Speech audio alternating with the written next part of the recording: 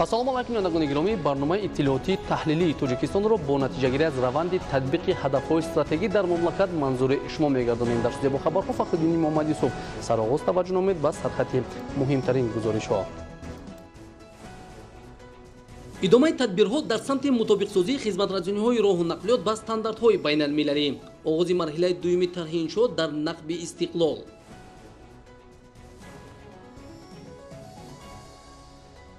вусъати созандагиҳо дар вилояти мухтори кӯҳистони Бадахшон, раванди корҳо дар иншооти таъиноти гуногун ва таъсиси ҷойҳои нави корӣ. Тоҷикистон ва пешоҳангиҳо дар ҳалли мушкилоти умумибашарӣ, ҷонибдории созмону ташкилотҳои ҷаҳонӣ аз ташаббусҳои сатҳи байналмилалӣ. натиҷаҳои узвияти ҷумҳурии Тоҷикистон дар созмони умумиҷаҳонии савдо, пешгӯии коршиносон ва иқдомоти Тоҷикистон. истифодаи захираҳои табиӣ дар вилояти Суғ, тарҳ ва нақшаҳои амал бо дурнамо барои оянда, намунаи дастовардҳо дар ноҳияи Ашт. таъмини фаровонҳосилӣ ва натиҷаи ҳадафҳо дар ин самт, тавсия барои расидан ба муваффақият, зарурати тадбирҳо дар омодагӣ ба кишти такрорӣ. дар солҳои соҳиби истиқлолии мамлакат 6 нақби мошингузар бунёд гардида Тоҷикистон ба яке аз ҳадафҳои стратегии худ, раҳои аз бунбасти коммуникатсионӣ ноил шуд. аввалин нақбе ки дар Тоҷикистон сохта шуд, нақби истиқлол мебошад. нақби истиқлол дар масофаи 80 километр дуртар аз шаҳри Душанбе ҷойгир буда, марҳилаи якуми он соли 2006 мавриди баҳрабардорӣ қарор дода шуда буд. айни замон дар марҳилаи дуюм корҳои сохтмонӣ ки аз насби системаи равшанинамоии доимӣ, ҳавотозакунӣ, оташхомӯшкунӣ, системаи назоратию амниятӣ ва идоракунии нақб иборат аст, идома дорад. тафсилоти бештар дар гузориши хабарнигорони мо. то истифода додани нақби истиқлол мушкилии фасли зимистон намегузошт ки шаҳрвандон то 6 моҳ ба воситаи ин роҳ рафту омад карда бошанд. дар замони истиқлоли давлатӣ сохтмони ин нақб аз ду ҷониб шимол ва ҷануб оғоз гардида, моҳи июли соли 2006 марҳилаи якуми он расман ба истифода дода шуд. бо сохта ба истифода додани нақби истиқлол, ҳаракати воситаҳои нақлиёт байни тамоми минтақаҳои мамлакат пурра таъмин шуда, қисмати таърихии роҳи бузурги Абрешим эҳё гардид. нақби автомобилгарди истиқлол яке аз нақбҳое мебошад ки ҳам аз ҷиҳати сиёсӣ, ҳам аз ҷиҳати иқтисодӣ, ҳам аз ҷиҳати стратегия аҳамияти беандоза муҳим дорад. нақби истиқлол қисмати шимолии ҷумҳуриро ба қисмати ҷанубӣ ва дигар минтақаҳои ҷумҳурӣ пайваст мекунад. сохтмони нақби истиқлол аз ду марҳила иборат аст. тавре таъкид гардид, корҳои сохтмонӣ дар марҳилаи якуми он соли 2006 ба анҷом расиданд.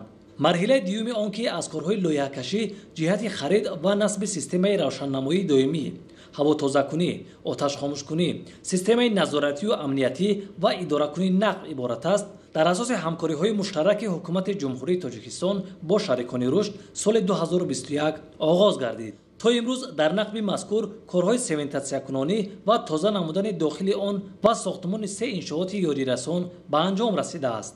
аз ҷумла тоза кардани даруни нақб аз лою гил пурра ба охир расида, корҳои боқимонда дар асоси лоиҳа иҷро карда мешаванд. мо дар дохили нақб ҳозир ба васф намудани фурӯзонакҳои каммасраф машғул ҳастем.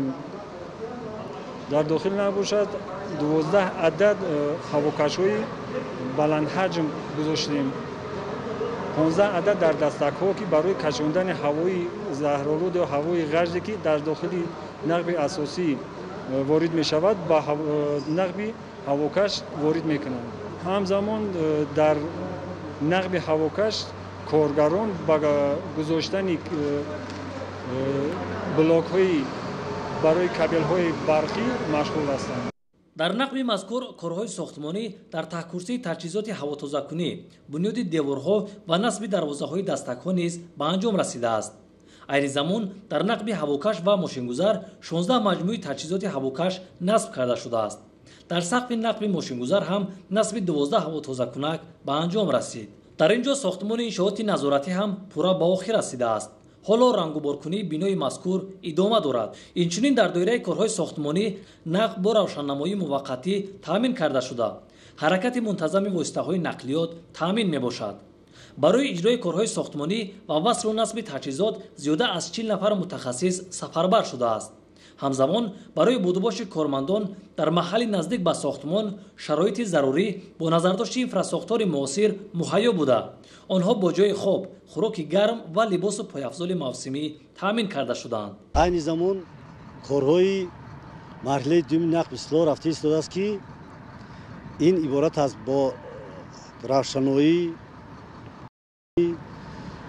мониторингӣ, оташхомӯшкунӣ таъмин намудани нақл мебошад.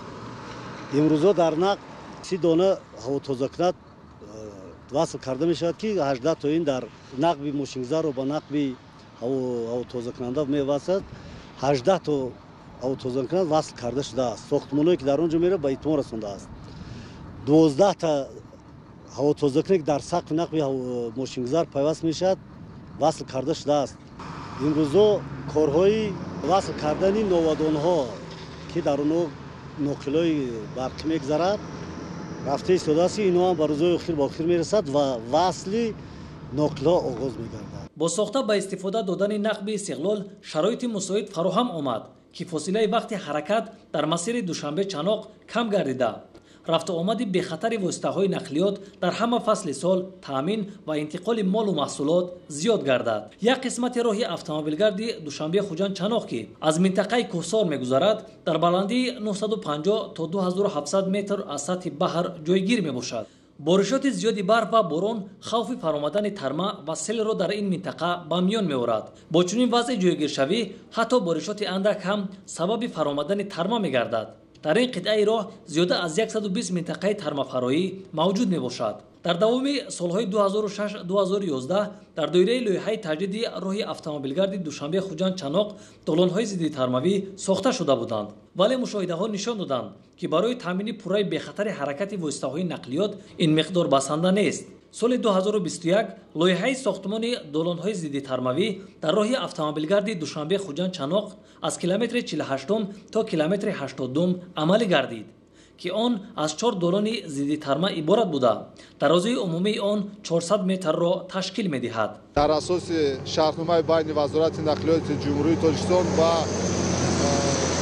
ширкати хитоии China Road and Bridge Corporation ки 14 январи соли 2019 ба тасвиб расонида шуда буд 400 метри тӯлонӣ долонҳои зидди тармавӣ дар шоҳроҳи душанбе хуҷанд чаноқ бунёд шудаанд. долонҳои зидди тармавӣ ба хотири ҳимоя кардани роҳ аз тарма ва инчунин ҳимоя кардани ҷони одамон ки зимистон дар ин шоҳроҳ сафар доранд бунёд шудаанд. ёдовар мешавем ки дар солҳои соҳиби истиқлолии мамлакат 6 нақби мошингузар бунёд гардида ҷумҳурии тоҷикистон ба яке аз ҳадафҳои стратегии худ раҳоӣ аз бунбасти коммуникатсионӣ ноил гардид. дар давоми солҳои 2022-2026 боз 7 нақби мошингузар ва 5 долони зидди тарма бунёд карда мешавад. муҳаммад шариф ёр муҳаммад, муҳаммад саиди камол барои барномаи таҳлилии иттилоотии тоҷикистон. ба истиқболи ҷашни фархундаи миллат 35-солагии соҳиби истиқлолӣ корҳои ободонию созандагӣ дар ноҳияи рошқалаи вилояти мухтори кӯҳистони Бадахшон вусъати тоза дорад. дар ин замина барои бунёди нерӯҳои барқи обии себзор ки бо ташаббуси ҳукумати ҷумҳурии Тоҷикистон оғоз гардид, корҳо дар бинои асосии нерӯҳ ва сарбанди иншооти энергетикӣ бо риояи стандартҳои байналмилалӣ идома дошта, дар раванди он беш аз 120 сокини ноҳияи рошқала ба кор ҷалб гардиданд. дар радифи бунёди нерӯҳо дар маркази ноҳияи рошқала сохтмони бинои истиқоматии 5 ошона барои кормандони мақомоти иҷроии ҳокимияти давлатӣ, иморати ҳозиразамони ҷамоати деҳоти рошқала, бинои агентии шуғли аҳолӣ, агентии бехатари озуқаворӣ ва чандин иншооти баландошона идома дорад.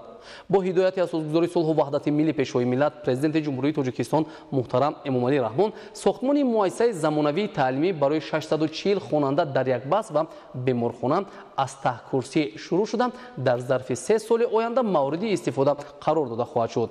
از روند سازندگی در ناحیه رشقله همکارانمون گزارش آماده نمودند. امروزها 100% کارهای زمینی در بینای انشاءات اساسی به اتمام رسیده. روزهای نزدیک با انتخاب شدن شرکت ساختمانی کارها در بینای اساسی شروع می شوند که صدها نفر ساکنان ناحیه به کار تامین می گردند. تکنیکای صحوی به تخت و هموارکنی مشغول بوده. در شفت بینای نیروگاه ساختمان زیرایستگاه 110 کیلوولت ادامه داشته. مسئولون مقصد دارند تا ماه سپتامبر سال 2022 زیرایستگاه نیروگاه را با رعایت طلبات‌های سطح جهانی به اتمام رسانند. اطلاع داده شد که روند کارهای ساختمانی زیرایستگاه را جمعیتی دارای مسئولیتش محدود مدت پیش میبرد. وارد و وصل و نصب تجهیزات زیرایستگاه را یک شرکت چینایی نیز به ذمه دارد. عین حال کارهای ارماتوربندی و بتانخوابانی در پایدیوار زیرایستگاه 110 کیلوولت طبق لایحه پیش رفته 52 ساکن ناحیه راشقلعه به کار تامین میباشند. به گفته رهبریت جمعیت دارای مسئولیتش محدود مدت برای بنیاد زیرایستگاه نیروگاه برقی آبی سیبزار $700,000 روانه شده است. در محل ساختمان تا به امروز 120 نفر ساکنان ته‌جایی به کار سفربر شده است که این شماره باز هم زیاد خواهد گردید. در موضع ساختمان 20 تکنیک و مکانیزم پر اقتدار ساختمانی جلب شده. به صفت کارهای انجام داده شده دقت مسئولان شرکت برقی پامر انرژی را جلب ساخت. زیرا نیروگاه برقی آبی سیبزار در بالای دریای شاخدره با اقتدار 11 مگاوات ساخته می شود که دارای 3 اگریگات می باشد. نیروگاه برقی آبی سیبزار لایحه حکومت جمهوری تاجیکستان به شمار رفته از طرف شرکت برقی پامر انرژی تطبیق می شود. تأکید شد که حدود 4 کیلومتر راه اتومبیلگرد زیر ساختمان قرار داشته پر تجدید و نوسازی و چراغان خواهد شد که به آباد گردیدن ناحیه راشقلعه مساعدت می کند. از روند کارهای سازندگی عیان می شود که بنیادگذاران نیروگاه عظیم ولایت سیبزار بر آن روانه شده است که اگریگات یکم نیروگاه را تا ماه نوامبر سال 2023 مورد بهره برداری قرار دهند. قید نمودند که تا به امروز 85% کارهای زمینی در سربند نیروگاه انجام یافته. روزهای نزدیک مجرای آب دریای شاخدره تا 15 می به طرف دیگر گردانیده شده. ساختمان پل ماشینگذر و در حال انشاءات ادامه می‌یابد. روند کار در سربند جوابگو به طلبات مهندسان و لایحه‌کشان و متخصصان سطح جهانی از روی لایحه عملی می شود. به گفته متخصصان علاقه 90% کار در سربند انجام یافته. کارهای بتانخوابانی ادامه می‌یابد. در محل ساختمان دقت مسئول لایحه ساختمان نیروگاه برقی آبی سیبزار را به ساختمان مکتب زمانوی برای 400 جای در یک بست 2 میدانچه ورزشی یک پیاده‌کستان معاصر برای 50 جای جلب کرد. روزهای نزدیک کارها در بناهای به نقشه گرفته شده در ناحیه راشقلعه شروع می‌گردند و تا جشن 35 سالگی استقلالیت دولتی جمهوری تاجیکستان مورد بهره برداری قرار خواهند گرفت. در کارهای ساختمانی سربند و کندن کانال نیروگاه جمعیت دارای مسئولیتش محدود مدت زحمت کشیده. در این قسمت لایحه 12 تکنیک سفربر شده برای به انجام رسانیدن سربند نیروگاه $350,000 روانه شده است. از فعالیت شبانه روزی سازندگان سیبزار در ناحیه راشقلعه عیان است که بنیادگذاران نیروگاه عظیم ولایت در سطح بلند و جوابگو به طلبات زمان انجام خواهند بخشید. مردم شکرگزار ناحیه راشقلعه از ساختمان نیروگاه برقی آبی سیبزار اظهار منتداری خود را به اساسگذار صلح و وحدت ملی پیشوای ملت پرزیدنت جمهوری تاجیکستان محترم امامعلی رحمان بیان می‌دارند که در روند کارهای سازندگی جوانان زیاد صاحب جای کار گردیدند. با دستگیری حکومت جمهوری تاجیکستان جهت آباد و نظرربا کردن مرکز ناحیه طی سالهای اخیر بنیاد بناهای زمانوی اداره و مؤسسه‌های ناحیوی و خانه‌های استقامتی برای کارمندان مقامات اجرایی حاکمیت دولتی و مقامات‌های انتظامی سنگ اساس 2 بنای 5 آشیانه در جریان میباشد. با دستگیری اساسگذار صلح و وحدت ملی پیشوای ملت پرزیدنت جمهوری تاجیکستان محترم امامعلی رحمان تا جشن صاحب استقلالی وطن یک بنای 5 آشیانه خدمتچیان دولتی ساخته مورد استفاده قرار میگیرد. فرمایشگر دایرکسیون ساختمان انشاءات حکومت دستگاه اجرایی پرزیدنت جمهوری تاجیکستان به حساب رفته. لایحه‌کش بنا جمعیت سهامی کشاد پیلچ سنی اسب پیمانکار ساختمان بنای خدمتچیان دولتی ناحیه راشقلعه را جمعیت دارای مسئولیتش محدود اینوسترای به عهده داشته. کارها در آشیانه 4 و 5 پیش میروند. عین حال 30 نفر بناکاران آن کارهای خیشچینی را پیش میبرند. از روند کار برمیآید که تا ماه سپتامبر کارها را در بنا پوره به اتمام میرسانند. تا به امروز 5 میلیون سومانی از خود شده تا به حالت امروزه 70% کارهای ساختمانی را انجام بخشیدند. به این مانند وسعت ساختمانی در بنای 3 آشیانه مأموری شعبه مهنت، مهاجرت و شغل اهالی در ناحیه راشقلعه نیز جریان دارد. در مرکز ناحیه راشقلعه با مبلغ گذاری مقامات اجرایی حاکمیت دولتی ولایت بنای 2 آشیانه جماعت دهاتی راشقلعه ادامه دارد. کارهای خیشچینی در آشیانه یکم ادامه داشته فرمایشگر شعبه ساختمان اساسی مقامات ولایت و پیمانکار ریاست ساختمان 2 و جمعیت سهامی کشاد پامیر ساختمان در ناحیه راشقلعه می باشد. کارهای ساختمانی از سال 2020 آغاز شده طبق لایحه 1,35,000 سومانی پیش بینی شده است. یکی از کلانترین انشاءات جشنی که بخشیده به جشن 35 سالگی استقلالیت دولتی جمهوری تاجیکستان در ناحیه راشقلعه بنیاد می شود، مؤسسه تعلیمی 4 آشیانه زمانوی در مرکز ناحیه برای 640 جای در یک بست می باشد که کارهای ساختمانی از ته کرسی و مؤسسه تعلیمی الکی شروع گردید. انشاءات ساحه معارف با مبلغ گذاری مؤسسه دولتی دیرکسیون ساختمان انشاءات حکومت دستگاه اجرایی پرزیدنت جمهوری تاجیکستان در مساحت 0.62 هکتار زمین ساخته می شود. کارهای ساختمانی را در مؤسسه تیپ زمانوی جمعیت دارای مسئولیتش محدود پامیر ساختمان پیش می برد که طبق لایحه برای مؤسسه حاضر زمان 28 میلیون سومانی اختصاص داده می شود. در مرحله اول برای کارهای سازندگی 4 میلیون سومانی جدا شده است. عین حال در کارهای زمینی 10 نفر ساکنان محلی به کار جلب شده، 5 تکنیک در محل ساختمان مصروف کار می باشند. در این ردیف و راستا با هدایت پیشوای معظم ملت محترم امام علی رحمان ساختمان بنای با حشمت بیمارخانه مرکزی ناحیه راشقلعه در حدود بناهای ولنگار شفاخانه مرکزی انتخاب گردیده کارهای زمینی در بنای علاوگی بیماری‌های سیرویتی ادامه واقعی پیدا کرده است. ذکر شد که بیمارخانه زمانوی 4 آشیانه بوده از جانب حکومت جمهوری تاجیکستان ساخته می شود. لایحه بیمارخانه مرکزی از جانب معماران جمعیت سهامی پوشیده پیلج سنیاس به شهر دوشنبه تهیه گردیده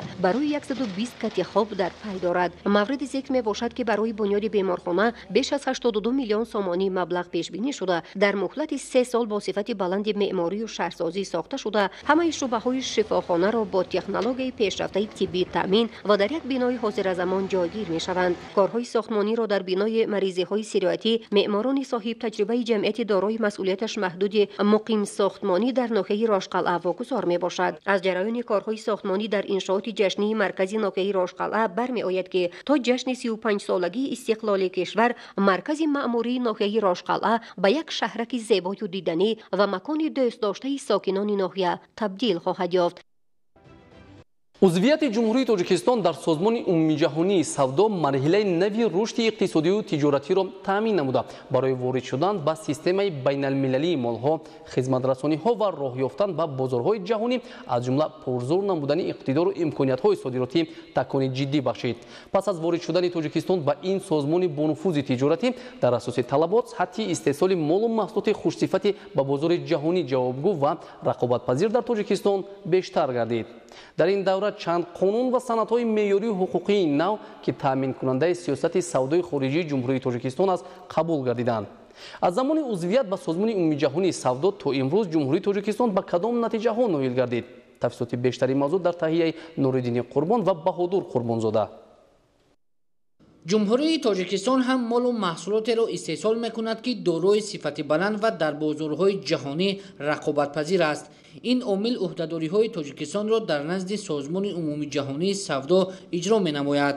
جمهوری تاجیکستان 2 مارس سال 2013 رسما عضو کامل حقوق سازمان عمومی جهانی سودا گردید که این عامل بر رشد اقتصاد ملی برآمدن به بازارهای جهانی زمینه اساسی گذاشته در سیستم سودای خارجی کشور تغییرات کلی به میان آورد. واردشوی تاجیکستان به چنین سازمان با نفوذ بین‌المللی امکانیت‌های فراخی برآمدن به بندرهای جهانی، افزایش دادن صادرات مال و دیگر خدمت‌رسانی‌های با صفت بین‌المللی مساعدت نمود. یکی از دستاوردهای بی‌نهایت نظررس کشور ما در دوره عضویت این گذرانیدن یکمین تفسیر سیاست سودای خود میباشد. تفسیر سیاست سودا موافق طلبات سازمان جهانی سودا و پرینسیپ شفافیت این سازمان همه کشورهای سازمان عهده‌دار میباشند که با نظر داشتی امکانیت‌های اقتصادی داخلی خود در یک دوره معین تفسیر سیاست سودای خودشون را дар назди созмони ҷаҳонии савдо пешниҳод намоянд.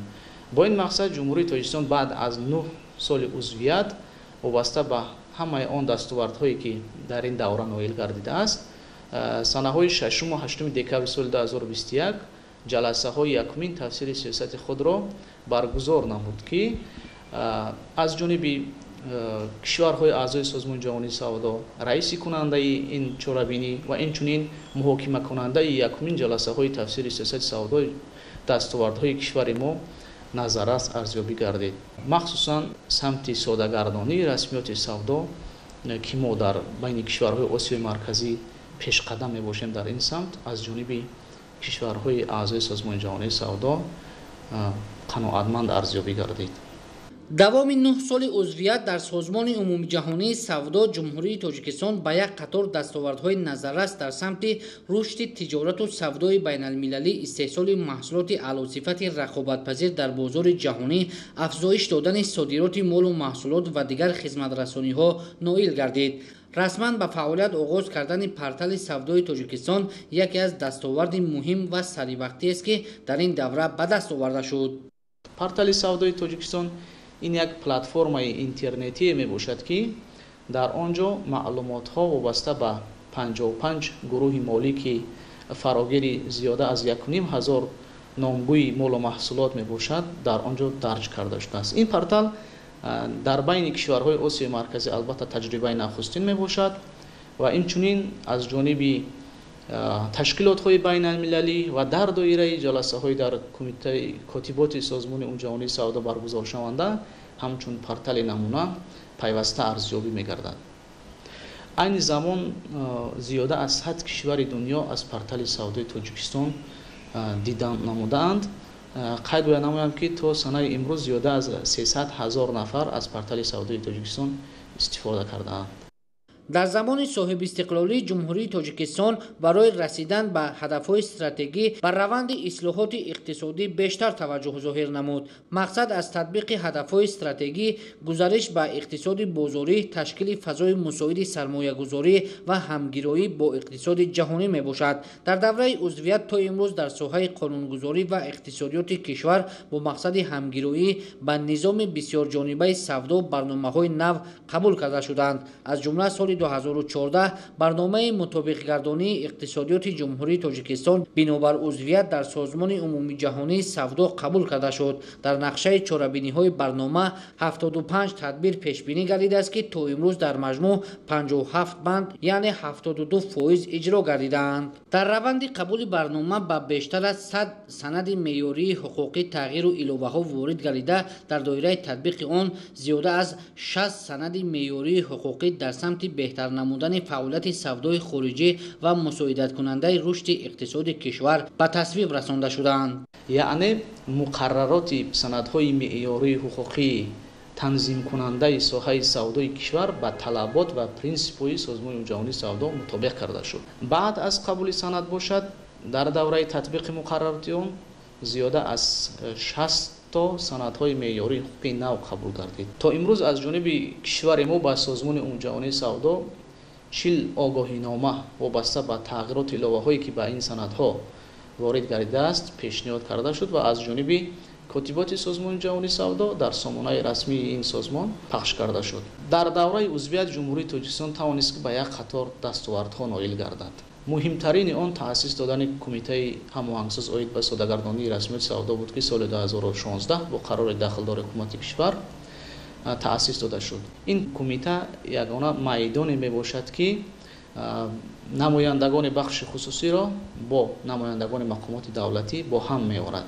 яъне ҳамаи он мушкилот ва масъалаҳое, ки дар фаъолияти соҳибкорон ба миён меоянд, онҳо пайваста дар доираи ҷаласаҳои дар доираи ин кумита баргузоршаванда ҳаллу фасл ва инчунин баррасӣ карда мешаванд.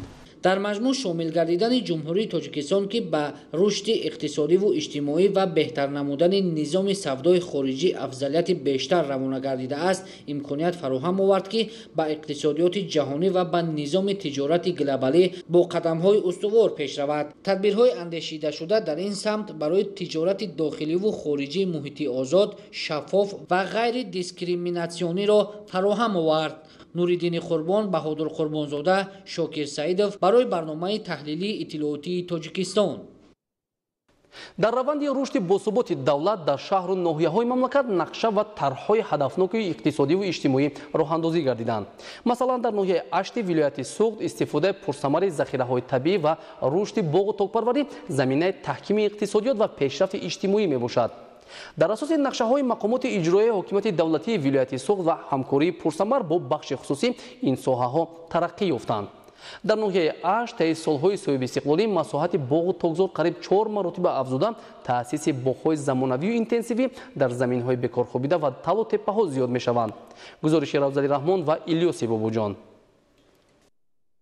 هر یک موضع و منطقه شهر و ناحیه ولایت سوخت در دوران صاحب استقلالی در اساس برنامه‌های رشد اقتصادی اجتماعی با در نظر داشت امکانات خصوصیت‌های خاص و افضلیت ساحه‌ها ترقی می‌یابند. ناحیه 8 ولایت سوخت در دامنه‌کوه بابای آب با طبیعت ناتکراری دارای ذخیره‌های بوی طبیعی از منطقه رشد یابنده است. با توجه دائمی اساسگزار صلح و وحدت ملی پیشوای ملت پرزیدنت جمهوری تاجیکستان محترم امامعلی رحمان ناحیه 8 ترقی کرده به منطقه رشد یابنده اگراری و صنعتی تبدیل می‌یابد. طی سالهای صاحب استقلالی در ناحیه 8 بهر استفاده عاقلانه آب و زمین، از خودکنی زمین‌ها به گردش کشاورزی برگرداندن زمین‌های بایر و بیکار خوابیده، استفاده ذخیره‌های طبیعی و خصوص ذخیره‌های سنگ‌های طبیعی و نمک آشی تدبیرهای سودمند عملی گردیدند. در این جاده و دیگر سمت و ساحه نقشه‌های نو اجرا می‌شوند.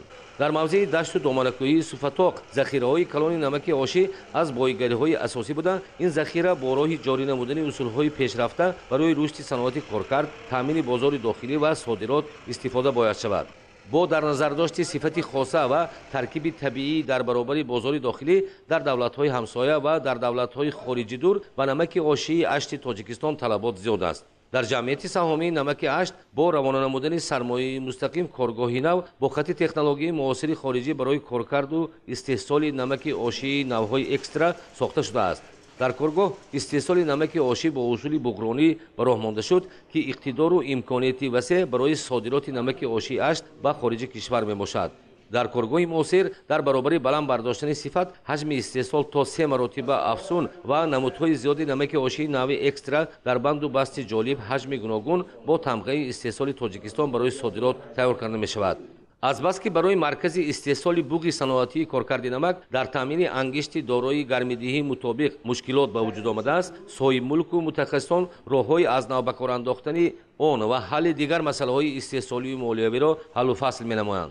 زمین و اقلیم مطابق و ساکنان صاحب تجربه در باغداری از امکانات وسیع رشد باغ و تاک‌پروری میباشد. زمین‌های موضع‌های دشت 8 کلان و زمین‌های کوهی و دامنه‌کوهی بهر افزون نمودن استحصال محصولات کشاورزی، میوه و گیاه و میوه‌جات کوهی و شفابخش نیز از بایگری و ذخیره‌های طبیعی ناحیه 8 محسوب می‌یابند. افزون نمودن حجم استحصال محصولات کشاورزی در برابر بلند برداشتن حاصلناکی با از خودکنی زمین‌های نو و به گردش کشاورزی برگرداندن زمین‌های بایر و بیکار خوابیده وابسته بوده. در این جاده طی سال‌های آخر کارهای زمین‌کشایی وسعت پیدا نمود. در ناحیه باغ و تاکزار مساحت بیشتری زمین‌های کشاورزی را تشکیل می‌دهد.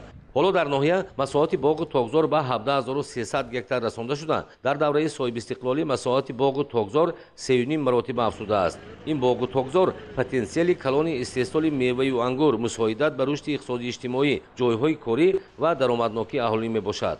طور معلوم طی 2 موسم دیگرگونشوی اقلیم در مرحله گل و حاصلبندی و حاصل باغات ناحیه تاثیر میرساند، ولی در سالهای حاصلی خوب خصوصا زردآلوی ناحیه 8 ذخیره کلان صادراتی میباشد. میوه انواع گوناگون زردآلوی ناحیه وابسته به آب و اقلیم و زمین با خصوصیت‌های افضلیتناک بیولوژی، ویتامینناکی، صفت و طعم و لذت در شکل تر و تازه و خشکانیده در بازار جهانی اعتراف گردیده است. صفت زردآلوهای ما ناحیه 8 خیلی بصفت است. صاحبکاران تاجیک ناحیه 8 رفته ایستاده در یرمک‌های بین‌الخلقی اشتراک کردند. حتی موردهایی هم شد که میوه زردآلوی ما رو خارجی ها گرفته ایستاده حیران هم شدن. آنها معین کردند که در خود یرمرکه که تا 52% زردآلوهای ناحیه 8 قند دارند. مساحت اساسی 16200 گکتار را باغ‌های زردآلو تشکیل می‌دهد. хоҷагидорону аҳолӣ ва соҳибкорон таи 2-3 соли охир ба таъсиси боғҳои дигар наву намуди меваҷот иқдом менамоянд. дар ноҳия масоҳати боғҳои себ ба 300 гектар расида боғҳои нави ноку биҳӣ, олу, шафтолу, гелос, чормағз, бодому анор, хучу хурмо низ зиёд карда шуда тогзор ба 365 гектар расидааст. дар мавсими соли равон нақшаи бунёди боғу тогзор 3.5 баробар зиёд иҷро карда шуда 108 гектар боғоти кӯҳна барқарор гардидааст. деҳқонон аз ҳисоби заминҳои тали тепа ва заминҳои партоб боғҳои нав бунёд кардаги истодан. соли гузашта зиёда 34 гектар боғи нав бунёд кардаги будем. имсол соли 2022 дар ноҳияи Ашт 195 гектар боғҳои нави аз ҳисоби заминҳои тали тепа ё кофтани чоҳҳои амудӣ аз ҳисоби соҳибкорон боғҳои нав бунёд карда шуд. хоҷагидорону аҳолӣ ба бунёди боғҳои замонавӣ, боғҳои интенсивӣ бо истифодаи технологияҳои пешқадам бо вориду таъмини ниёлҳои такпайвандҳои нав таваҷҷӯҳ менамоянд. бунёди боғу тогзорҳои замонавӣ баъди таъсиси хоҷагии деҳқонии олами ангур ки дар он бо анҷоми коркарди замини солҳо бекорхобидаи мавзеи марҳамат дар 19 гектар 12 гектар тогзор ва 7 гектар боғи мевагӣ бо шинондани 3 нави ангур ва анвои ниёлҳои олу, бодому чормағз идомаи вусат ёфт. бо саҳми соҳибкор Зайлобиддин Мақсудҷонов дар мавзеи доманаи кӯҳҳои ғӯри Усмону Себак дар мавзеи зарвоти деҳаи Понғоз таъсиси боғи гелос бо номи боғи ибрат воқеан боз як иқдоми шоистаю намунаи ибрат аст. дар ин мавзеи санглохи доманакӯҳӣ як боғи намунавӣ ва мавзеи хурраму обод ба вуҷуд омад. дар боғ ниҳолҳои такпайвандҳои хориҷии 6 нави гелос бо реҷаи байни дарахтон 4 метр ба 2 метр шинонда дар 1 гектар 1250 бех ва дар 14 гектар 7500 бех гелос ҷойгир карда шудааст. таъмини оби полезӣ аз 4 чоҳи амудии хурд сурат мегирад. дар хоҷагии олами ангур ва боғи ибрат бо васлу насби хату таҷҳизот обёрии қатрагӣ ба роҳ монда шудааст. ин саҳму истифодаи усулҳои пешрафта дар истифодаи самараноку оқилонаи обу замин мебошад. дар ноҳияи Ашт дар баробари истифодаи заминҳои бекорхобидаи дашт дар мавзеъҳои кӯҳию доманакӯҳӣ чун Надоку оби Ашт, Ашт, Понғоз, Ғудос, Шивару Ошоба, Пунук, Бобохайру Пискокат боғдории анъанавӣ эҳё гардида, хоҷагидорон, соҳибкорону сокинонаш боғҳои нави хусусан себу гелос бунёд менамоянд. дар деҳаҳои Ошобаю Шивар дар мавсим беш аз 40 гектар дар заминҳои доманакӯҳию талу тепа боғҳои нави гелос таъсис дода шудаанд. дар ноҳияи Ашт ширкату соҳибкорони ватанӣ бо азхудкунии заминҳои нав ба гардиши кишоварзӣ ворид намудани заминҳои бекорхобида соҳаи моҳипарвариро рушд медиҳанд. дар ин самт аз ҷониби ҷамъияти дорои масъулияти маҳдуди Рахшона аз соли 2017 то ин давра тадбирҳои калонҳаҷм иҷро заминҳои боири мавзеи ёпуқли обод ва дар ин мавзеъ бо бунёди ҳавзҳо, инфрасохтори соҳа, иншооти коркарду нигаҳдории хӯрока хоҷагии моҳипарварӣ таъсис дода давоми 5 сол масоати ҳавзҳои моҳипарварӣ то ба 72 гектар расонда шуд. оғози кор мо аз майдони 3 гектар ҳавзҳои моҳикорро ташкил кардем. ин масоатро мо якум давра ба 44 гектар расонидем. мо дар давоми 1 сол аллакай ин масоати ҳавзҳоро ба 72 гектар расонидем. 3 соли моҳӣ бошад дар соли ҷорӣ ба санаи ҳисобӣ 160 тоннаро ташкил медиҳад. ҳоло иқтидори хоҷагии моҳипарварии ҷамъияти Рахшона парвариши беш аз 200 000 сар моҳӣ дар як давра буда, хоҷагӣ дар истеҳсоли моҳии молӣ, таъмини бозори дохилӣ бо гӯшти парҳезии моҳӣ саҳми асосӣ дорад. аз ҷониби ҷамъияти Рахшона дар хоҷагӣ нуқтаи фурӯши моҳӣ ва маркази хизматрасонию сайёҳӣ дар маркази ноҳия мағозаи фирмавии моҳӣ таъсис дода шуд ки аз роҳҳои дастрасии харидор ба моҳии зинда ва гӯшти парҳезии моҳӣ аст. ба фаъолият оғоз кардани маркази савдои меҳригон бошад омили таъмини аҳолӣ бо молу маҳсулот, маводи ғизоӣ ва таъсиси ҷойҳои корист. чунин иқдомҳои соҳибкорон саҳмгузорӣ дар рушди ноҳия мебошад. равзали Раҳмон, Илёс Бобоҷон, ноҳияи Ашт, барои барномаи Тоҷикистон. таъмини фаровонҳосилӣ ва аз як қитъа гирифтани чандҳосил метавонад аҳамияти иқтисодии заминро баланд бардорад.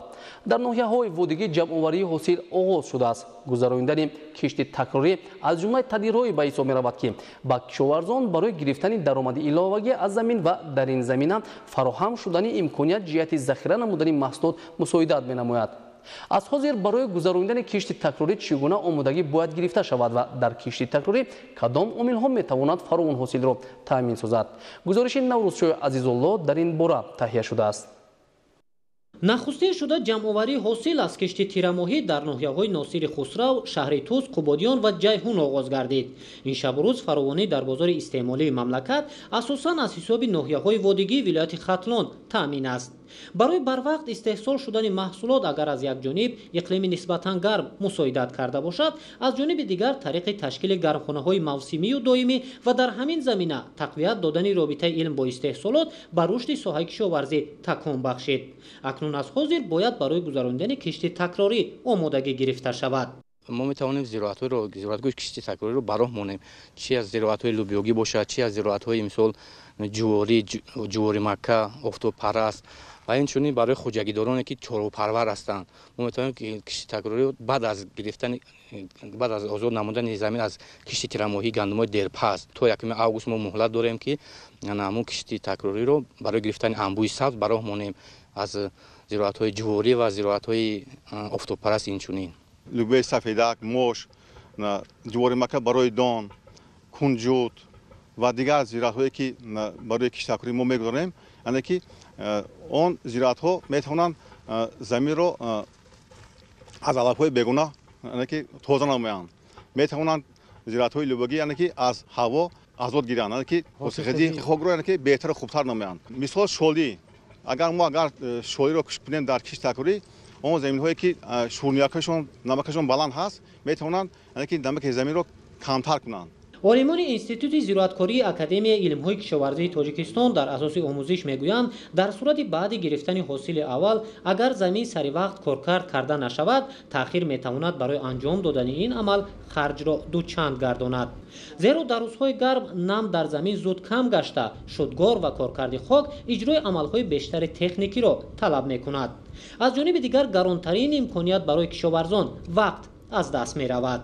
ما میتوانیم زراعت‌های کشتی تکراری رو براه مونیم، از اون جمله زراعت کشتی چهارمرز زمینی، اونو که مدتی که نشونماش کمتر درازتر است، ما میتونیم تنها بعد از زمین جوی تیزپز و سولی تیزپز اونو براه مونیم و بعد از جمع‌آوری زراعت‌های یعنی کشتی تیرماهی بعد از زراعت‌های غله‌دانگی ما میتونیم قریب تمام زراعت‌ها در این کشتی تکراری خوب نشونما می‌یابند.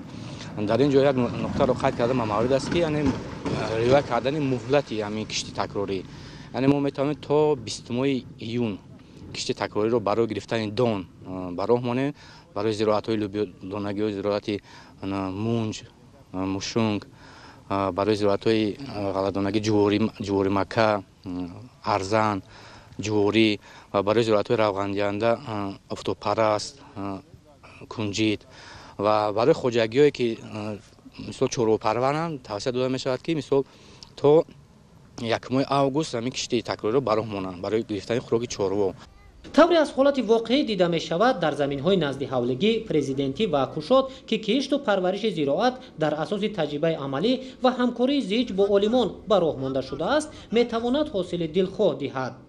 бо назардошти ҳамин, олимони академияи илмҳои кишоварзии тоҷикистон пайваста дар ҷароёни таҷрибаи нави истеҳсолот будану меҳнати пайвастаро аз омилҳои асосӣ барои баланд бардоштани самаранокии замин арзёбӣ мекунанд. маҳсулоте ки ин шабу рӯз истеҳсол карда мешавад, агар як қисми он барои оила пешниҳод гардад, аз ҳисоби боқимондаи он фаровонии бозори истеъмолӣ таъмин карда мешавад. он зироатҳое ки мо дар кишти такрорӣ кишт мекунем, мо метавонем барои ҳам маводи ғизоии аҳолӣ ва ҳам маводи ғизоии оилаи худ яъне ки захира намоем. он зироатҳое ки мо дар кишти такрорӣ кишт мекунем, мо метавонем дар зарфҳои шишагин ба муддати ду дароз захира кунем. ҳолати кунунии ҷаҳон ки ташкилотҳои байналмилалию коршиносон дучанд шудани талабот ба маводи ғизоӣ ва боз ҳам гарон шудани арзиши онро пешгӯӣ мекунанд, ҳарчи бештар истифодаи самараноки заминро тақозо дорад.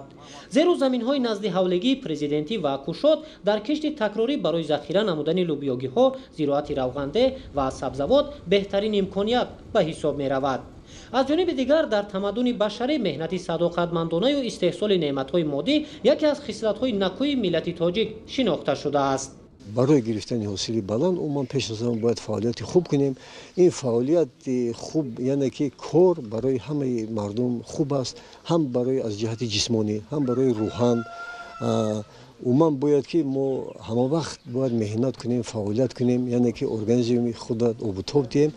اگر ما در صحرا این فعالیت را باز دوچند کنیم ما یعنی که دوچند حاصل گرفته میتوانیم. تاجیکستان دارای بهترین امکانیت به حساب میرود برای استحصال محصولات کشاورزی و به دست آوردن ثمرانوکی بلند از زمین.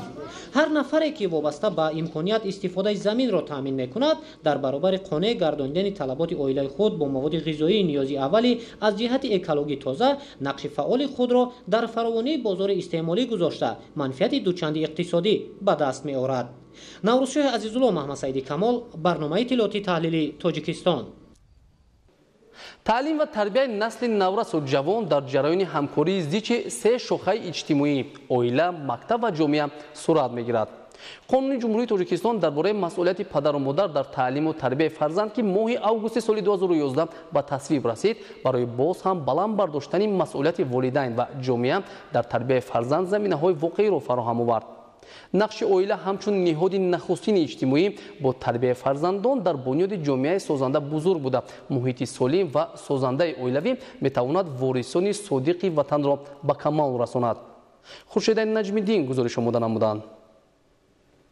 بنیاد جامعه سالم پیش از همه به عائله سالم وابسته است. محض همکاری سه نهاد مکتب، جامعه و عائله محیط سازگار را برای تربیت درست نورسان فراهم آورده در این زمینه نسل آینده ساز به وای خواهد رسید. با نظر داشت این مسئله در مملکت قانون جمهوری تاجیکستان درباره مسئولیت پدر و مادر در تعلیم تربیت فرزند به تصویب رسید که طی چند سال است که مورد عمل قرار دارد. قانون جمهوری تاجیکستان درباره مسئولیت پدر و مادر در تعلیم تربیت فرزند در شرایط کنونی یکی از اقدام‌های مهم و سریع‌رفته حکومت جمهوری تاجیکستان میباشد، چون در شرایط کنونی که بسیار تهدید و خطرها به امنیت اطلاعاتی، به امنیت مفکوروی جوانان و مخصوصا نسل نورس تهدید میکند، در این سمت نقش و موقع پدر و مادر بسیار زیاد است.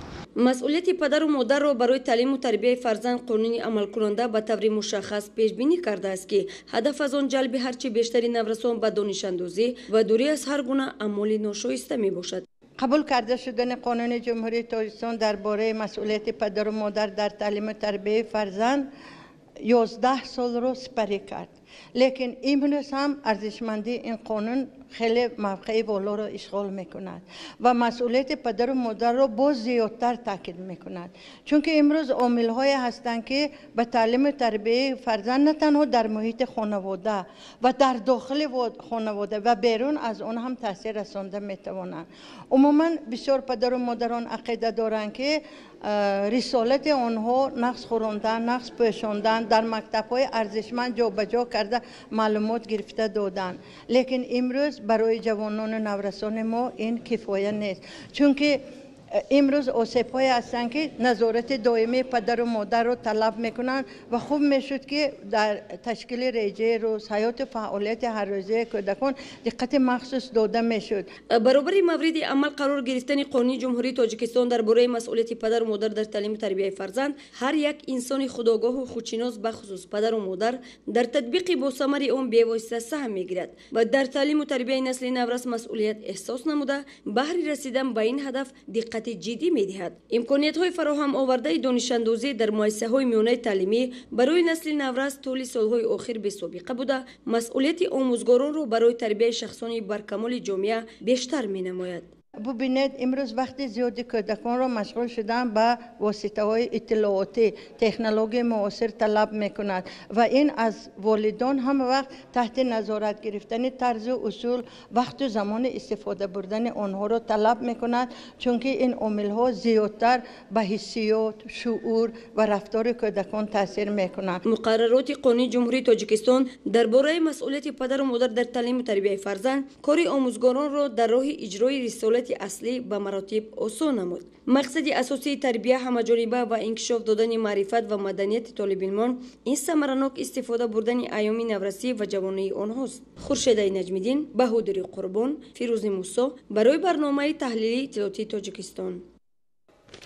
بینندگان گرامی، چنین بودند محتوای گزارش‌های برنامه اطلاعاتی تحلیلی تاجیکستان. در هفته نو با شما کامیابی ها آرزو مندیم. با برنامه‌های تلویزیونی تاجیکستان بمانید.